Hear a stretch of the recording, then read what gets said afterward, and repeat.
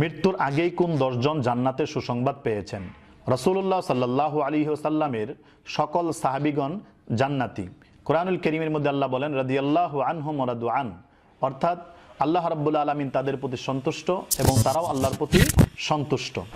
ইহা সত্ত্বেও রাসূলুল্লাহ সাল্লাল্লাহু আলাইহি ওয়াসাল্লাম তার জীবদ্দশাতেই এমন 10 জন সাহাবীর নাম ধরে তাদেরকে জান্নাতের সুসংবাদ দিয়ে গিয়েছেন, যাদেরকে আশারায়ে মুবাশশারা তথা জান্নাতের সুসংবাদ প্রাপ্ত 10 জন বলা হয়।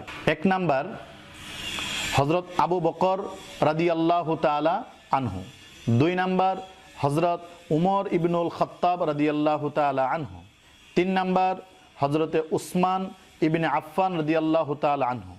4 নাম্বার হযরতে আলী ইবনে আবি তালিব রাদিয়াল্লাহু তাআলা আনহু।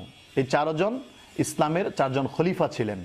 5 নাম্বার হযরতে তলহা ইবনে উবাইদিল্লাহ রাদিয়াল্লাহু তাআলা আনহু। 6 নাম্বার জুবাইর ইবনে আওয়াম রাদিয়াল্লাহু তাআলা আনহু।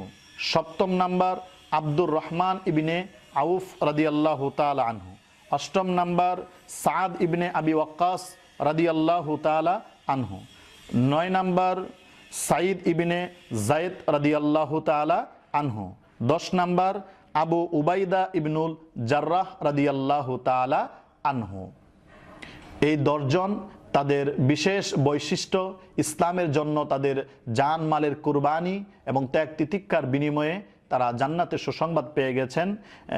তিরমিজি শরীফের মধ্যে হাদিস এসেছে, যেটা মেশকাতের 6119 নং হাদিস। সেখানে আল্লাহ রাসূল সাল্লাল্লাহু আলাইহি সাল্লাম স্পষ্টভাবে এই 10 জনকে জান্নাতি হিসেবে সুসংবাদ দিয়েছেন। আল্লাহ রাব্বুল আলামিন এই সমস্ত বরকতময় সাহাবীদের ওসিলায় যেন আমাদেরকেও আল্লাহ তাআলা এই জান্নাতি লোক হিসেবে কবুল করে নেন। আমিন।